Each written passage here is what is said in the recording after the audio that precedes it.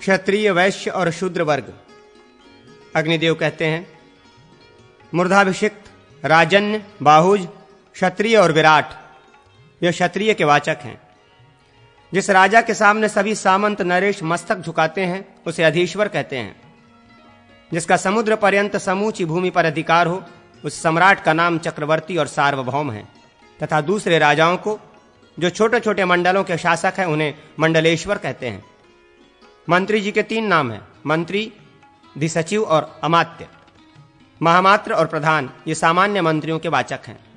व्यवहार के दृष्टा अर्थात मामले मुकदमे में फैसला देने वाले को प्राटविवाक और अक्षदर्शक कहते हैं। सुवर्ण की रक्षा जिसके अधिकार में हो वो भौरिक और कनाकाध्यक्ष कहलाता है। अध्यक्ष और अधिकृत ये अधिकारी के वाचक हैं। इन दोनों का समान लिंग है। जिसे अंतःपुर की रक्षा का अधिकार सौंपा गया हो उसका नाम अंतर्वशिक है। सौविद्दल, कंचुकी, स्थापत्य और सौविद ये रानिवास की रक्षा में नियुक्त सिपाहियों के नाम हैं। अंतःपुर में रहने वाले नपुंसकों को षंड और वर्षवर कहते हैं। सेवक, अर्थी और अनुजीवी ये सेवा करने वाले के अर्थ में आते हैं। अपने राज्य की सीमा पर रहने वाला राजा शत्रु होता है और शत्रु की राज्य सीमा पर रहने वाला नरेश अपना मित्र होता है। शत्रु और मित्र दोनों की राज्य सीमाओं के बाद जिसका राज्य हो वो न शत्रु न मित्र उदासीन होता है। विजिगीषु राजा के पृष्ठभाग में रहने वाले राजा को पाणिश ग्राह कहते हैं। चर, स्पश और प्रणिधि ये गुप्तचर के नाम हैं। भविष्य काल को आयति कहते हैं। तत्काल और तदात्व ये वर्तमान काल के वाचक हैं। भावी कर्मफल को उद्रक कहते हैं। आग लगने या पानी की बाढ़ आदि के कारण होने वाले भय को अदृष्ट भय कहते हैं। अपने या शत्रु के राज्य में रहने वाले सैनिकों या चोरों आदि के कारण जो संकट उपस्थित होता है उसका नाम दृष्ट भय है। भरे हुए घड़े को भद्रकुंभ और पूर्णकुंभ कहते हैं। सोने के गड़वे या झारी का नाम भृंगार और कनकालुका है। मत वाले हाथी को प्रभिन्न, गर्जित और मत्त कहते हैं। हाथी की सूंड से निकालने वाले जलकण को वमुथु और करशिकर कहते हैं। श्रेणी और अंकुश ये 2 हाथी को हाँकने के काम में लाए जाने वाले लोहे के कांटे का बोध कराते हैं। इनमें श्रेणी तो स्त्रीलिंग और अंकुश पुल्लिंग एवं नपुंसक लिंग है। परिस्तोम और कुत हाथी की गद्दी और झूल के वाचक हैं। स्त्रियों के बैठने योग्य पर्दे वाली गाड़ी को कर्णिरथ और प्रवाहन कहते हैं। दोला और प्रेंखा ये झूला अथवा डोली के नाम हैं। इनका स्त्रीलिंग में प्रयोग होता है। आधोरण, हस्तिपक, हरस्त्यारोह और निषादी ये हाथीवान के अर्थ में आते हैं। लड़ने वाले सिपाहियों को भट और योद्धा कहते हैं। कंचुक और वारण ये कवच, बख्तर के नाम हैं। इनका प्रयोग स्त्रीलिंग के सिवा अन्य लिंगों में होता है। शीर्षण्य और शिरस्त्र ये सिर पर रखे जाने वाले टोप के नाम हैं। तनुत्र, वर्म और दंशन ये भी कवच के अर्थ में आते हैं। आमुक्त, प्रतिमुक्त, पिनद्ध और अपिनद्ध ये पहने हुए कवच के वाचक हैं। सेना की मोर्चाबंदी का नाम बिहु और बल विन्यास है। चक्र और अनिक ये नपुंसक लिंग शब्द सेना के वाचक हैं। जिस सेना में 1 हाथी, 1 रथ, 3 घोड़े और 5 पैदल हों उसे पत्ती कहते हैं। पत्ती के समस्त अंगों को लगातार 7 बार 3 गुना करते जाएं तो उत्तरोत्तर उसके ये नाम होंगे: सेनामुख, गुल्म, गण, वाहिनी, प्रतना, चमू और अनिकीतिनी। हाथी आदि सभी अंगों से युक्त 10 अनिकीनी सेना को अक्षौहिणी कहते हैं। धनुष, कोदंड और इश्वास ये धनुष के नाम हैं। धनुष के दोनों कोणों को कोटि और अटनी कहते हैं। उसके मध्य भाग का नाम नस्तक या लस्तक है। प्रतंचा को मौरवी, ज्या, शिंखिनी और गुण कहते हैं। प्रश्कत, बाण, विशिख, अजिहाग, खग और आशुग ये वाचक पर्याय शब्द हैं। तूर्ण, उपासंग, तुणीर, निशंग और इषधुई ये तर्कस के नाम हैं। इनमें इषधु शब्द पुल्लिंग और स्त्रीलिंग दोनों लिंगों में आता है। असी, रिष्टि, निरिस्त्रिंश, करवाल और कृपाण ये तलवार के वाचक हैं। तलवार की मुष्टि को सरु कहते हैं। इली और करपालिका, करवालिका ये गुप्ती के नाम हैं। कुठार और सुधिति या स्वधिति ये कुल्हाड़ी के अर्थ में आते हैं। इनमें कुठार शब्द का प्रयोग पुल्लिंग और नपुंसक लिंग दोनों में होता है। छुरी को छुरिका और असिपुत्रिका कहते हैं। प्रास और कुंत भाले के नाम हैं। सरवला और तोमर गंडासे के अर्थ में आते हैं। तोमर शब्द पुल्लिंग और नपुंसक लिंग दोनों में प्रयुक्त होता है। ये बाण विशेष का भी बोधक है। जो प्रातः काल मंगल गान करके राजा को जगाते हैं उन्हें वैतालिक और बोधकर कहते हैं। स्तुति करने वालों का नाम मागध और वंदी है। जो शपथ लेकर संग्राम से पीछे पैर नहीं हटाते, उन योद्धाओं को सशंतप्त कहते हैं। पताका और वैजंती के पताका के नाम है। केतन और ध्वज ये ध्वजा के वाचक हैं और इनका प्रयोग नपुंसक लिंग तथा पुल्लिंग में भी होता है। मैं पहले ऐसा कहते हुए जो योद्धाओं की युद्ध आदि में प्रवृत्ति होती है उसे अहिमपूर्विका कहते हैं। इसका प्रयोग स्त्रीलिंग में होता है। मैं समर्थ हूं ऐसा कहकर जो परस्पर अहंकार प्रकट किया जाता है उसका नाम अहमहमिका है। शक्ति, पराक्रम, प्राण, शौर्य, स्थान, स्थामन और सहस और बल ये सभी शब्द बल के वाचक हैं। मूर्छा के 3 नाम हैं, मूर्छा, कश्मल और मोह। विपक्षी को अच्छी तरह रगड़ने या कष्ट पहुंचाने को अवमर्द या पीड़न कहते हैं। शत्रु को घर दबाने का नाम अभय स्कंदन तथा अभ्यासादन है। जीत को विजय और जय कहते हैं। निर्वासन, संज्ञपन, मारण और प्रातिघातन ये मारने वाले के नाम हैं। पंचता और कालधर्म ये मृत्यु के अर्थ में आते हैं। दृष्टांत, प्रलय और अत्यय इनका भी वही अर्थ है।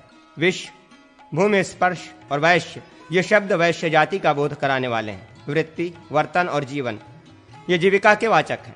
कृषि, गोरक्षा और वाणिज्य ये वैश्य की जीविका वृत्तियां हैं। ब्याज, सूद से चलाई जाने वाली जीविका का नाम कुसिद वृत्ति है। ब्याज के लिए धन देने को उद्धार और अर्थ प्रयोग कहते हैं। अनाज की बाल का नाम कणिश है। जौ आदि के तीखे अग्रभाग को केशारु और सस्य शुक कहते हैं। तृण आदि के गुच्छ का नाम स्तंभ है। धान्य, व्रीहि और स्तंभ करी ये अनाज के वाचक हैं। अनाज के डंठलों से होने वाले भूसे को कंडगर और बूश कहते हैं। शमिधान्य अर्थात फली या छीमी से निकलने वाले अनाज के अंदर उड़द, चना और मटर आदि की गणना है तथा शुकधान्य में जो जौ आदि की गिनती है। तृणधान्य अर्थात तिना को निवार कहते हैं। सूप का नाम है शुर्प और प्रस्फुटन। सन या वस्त्र के बने हुए झोले अथवा थैले को स्यूत और प्रसेव कहते हैं। कंडोल और पिट टोकरी तथा कट और किलिंकक चटाई के नाम हैं। इन दोनों का एक ही लिंग है। रसवती, पाकिस्तान और महानस ये रसोईघर के अर्थ में आते हैं। रसोई के अध्यक्ष का नाम पौरोगव है। रसोई बनाने वाले को सूपकार, बल्लव, आरालिक, आंधसिक, सूद, औदनिक तथा गुण कहते हैं। नपुंसक लिंग अमृत तथा के वाचक हैं। करकरी, आलू तथा गलंतिका ये कठौते के नाम हैं। बड़े घड़े या माट को आलिंजर एवं मणिक कहते हैं। काले जीरे का नाम सुश्वी है। आरनाल और कुलमाश ये कांजी के नाम हैं। वाल्हिक, हिंगू तथा रामट ये हिंग के अर्थ में आते हैं। निशा, हरिद्रा और पिता ये हल्दी के वाचक हैं। कांड को मत्स्यपिंड तथा फाणित कहते हैं। दूध के विकार अर्थात खोवा या मावा का नाम कुर्चिका और शीर विकृति है। स्तिग्न, मृषण और चिक्कण ये तीनों शब्द चिकने के अर्थ में आते हैं। पृथुक और चिपटिक ये चिवड़ा के वाचक हैं। भुने हुए जौ को धाना कहते हैं। ये स्त्रीलिंग शब्द है। जीमन, लेह, लेप और आहार ये भोजन का बोध कराने वाले हैं। माहेई, सौरभी और गौ ये गाय के पर्याय हैं। कंधे पर जुआ ढोने वाले बैल को युग्म और प्रासंग तथा गाड़ी खींचने वाले को शाकट कहते हैं। बहुत दिनों की ब्याई हुई गाय का नाम वशकयणी, बकेना तथा थोड़े दिनों की ब्याई हुई का नाम धेनु है। सांड से लगी हुई गौ को संधिनी कहते हैं। गर्भ गिराने वाली गाय की वेहद संज्ञा है। पण्याजीव तथा आपणिक व्यापारी के अर्थ में आते हैं। न्यास और उपनिधि ये धरोहर के वाचक हैं। ये दोनों शब्द पुल्लिंग हैं। बेचने का नाम है विपण और विक्रय। संख्यावाचक शब्द 1 से लेकर 10 शब्द के श्रवण तक होने तक अर्थात 1 से 18 तक केवल संख्येय द्रव्य का बोध कराने के लिए प्रयुक्त होते हैं। अतः उनका तीनों लिंगों में प्रयोग होता है, जैसे एकः, पटः, एका स्त्री एवं पुष्पम इत्यादि। परंतु पंचन से दशन शब्द तक के रूप तीनों लिंगों में समान होते हैं, यथा 10 स्त्रय, 10 पुरुषा, 10 पुष्पाणि इत्यादि। इसी प्रकार 18 तक समझना चाहिए। संख्या मात्र का बोध कराने के लिए इन शब्दों का प्रयोग नहीं होता। अतएव विप्राणाम शतम इत्यादि के समान विप्राणाम दशम ये प्रयोग नहीं हो सकता। विशंति आदि सभी संख्यावाची शब्द संख्या और संख्ये ये दोनों अर्थों में आते हैं तथा वे नित्य एवं वचनांत माने जाते हैं। यथा संख्ये में विशंति पटाह, संख्या मात्र में विशंति पटानाम इत्यादि। परंतु इनकी एक वचनतता केवल संख्येन अर्थ में ही मानी गई है। संख्या मात्र में ये द्विवचन बहुवचन भी होते हैं, यथा 2 20, 3 20 आदि के अर्थ में द्विविशंति, त्रयोविशंतय इत्यादि। उन विशंति से लेकर नवनवनति तक सभी संख्या शब्द स्त्रीलिंग हैं, अतएव विशंत्या, पुरुषय इत्यादि प्रयोग होते हैं। पंक्ति से लेकर शत, सहस्त्र आदि शब्द क्रमशः 10 गुने अधिक हैं, यथा पंक्ति, शतम, सहस्त्रम, अयुतम इत्यादि। मात्र 3 प्रकार के होते हैं, तुलामान, अंगुलिमान और प्रस्थमान। 5 गुंजे, रत्ती का 1 माशक माशा होता है। 16 माश का 1 अक्ष होता है, इसी को कर्ष भी कहते हैं।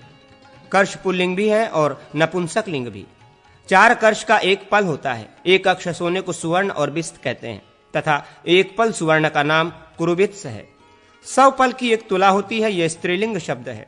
20 तुला को भार कहते हैं। चांदी के रुपए का नाम कारशापण और कार्शिक है। तांबे के पैसे को पर्ण कहते हैं। द्रव्य, वित्त, स्वापतेय, रिक्त, रुक्त, धन और वसु ये धन के वाचक हैं। स्त्रीलिंग रीति शब्द और पुल्लिंग आरकूट ये पीतल के अर्थ में प्रयुक्त होते हैं। तांबा का नाम ताम्रक, शुल्ब तथा औमुदुर है। तीक्ष्ण, कालायस और आयस ये लोहे के अर्थ में आते हैं। क्षार और कांच ये कांच के नाम हैं। चपल, रस, सूत और पारद ये पारा के वाचक हैं। भैंसे के सिंग का नाम गरल या गवल है। त्रपु, सीसक और पिच्चट ये सीसा के अर्थ में प्रयुक्त होते हैं। हिंडीर, अधिकफ तथा फेन ये समुद्र फेन के वाचक हैं। मधुचिष्ट और सिक्थक ये मोम के नाम है। रंग और वंग रांगा के, पिचू और तुल रुई के तथा कलूटी, कुनटी और मनहशिला ये मैनसील के नाम हैं। जब अक्षार और पाक्य पर्यायवाची शब्द हैं तो अक्षीरा और वंशलोचना वंशलोचक के वाचक हैं। वृषल, जघन्यजय और शूद्र ये शूद्र जाति के नाम हैं। चांडाल एवं अंत्यजय जातियां वर्णसंकर कहलाती हैं। शिल्पकर्म के ज्ञाता को कारु और शिल्पी कहते हैं। इनमें बढ़ई, थवई आदि सभी आ जाते हैं। समान जाति के शिल्पियों के एकत्रित हुए समुदाय को श्रेणी कहते हैं। यह स्त्रीलिंग और पुल्लिंग दोनों में प्रयुक्त होता है। चित्र बनाने वाले को रंगाजीव और चित्रकार कहते हैं। त्वष्टा, तक्षा और वर्धाकी ये बढ़ई के नाम हैं। नांडिंधम और स्वर्णकार ये सुनार के वाचक हैं। नाई हज्जाम का नाम है। नापीत और अनंतावस्यायी बकरी बेचने वाले गरड़िए का नाम जाबाल और अजाजीव है। देवाजीव और देवल ये देव पूजा से जीविका चलाने वाले के अर्थ में आते हैं। अपनी स्त्रियों के साथ नाटक दिखाकर जीवन निर्वाह करने वाले नट को जायाजीव या शैलूष कहते हैं। रोजाना मजदूरी लेकर गुजर करने वाले मजूरे का नाम भृतक और भृतकुब है। पिवर्ण, पामर, नीच, प्राकृत, पृथकजन्य, विहीन, अपसद और जाल्म ये नीच के वाचक हैं। दास को भृत, दासेर और चेटक भी कहते हैं। पटु, पेशल और दक्ष ये चतुर के अर्थ में आते हैं। मृगयु और लुब्बक ये व्याघ्र के नाम है। चांडाल को चांडाल और दिवाकृति कहते हैं। पुताई आदि के काम में पुस्त शब्द का प्रयोग होता है। पंचालिका और पुत्रिका ये पुतली या गुड़िया के नाम है। वर्का शब्द जबान पशुमात्र के अर्थ में आता है, साथ ही वो बकरे का भी वाचक है। गहना रखने के डब्बे को या कपड़े रखने की पेटी को मंजूषा, पेटक और पेड़ा कहते हैं। तुल्य और साधारण ये समान अर्थ के वाचक है। इनका सामान्यतः तीनों लिंगों में प्रयोग होता है।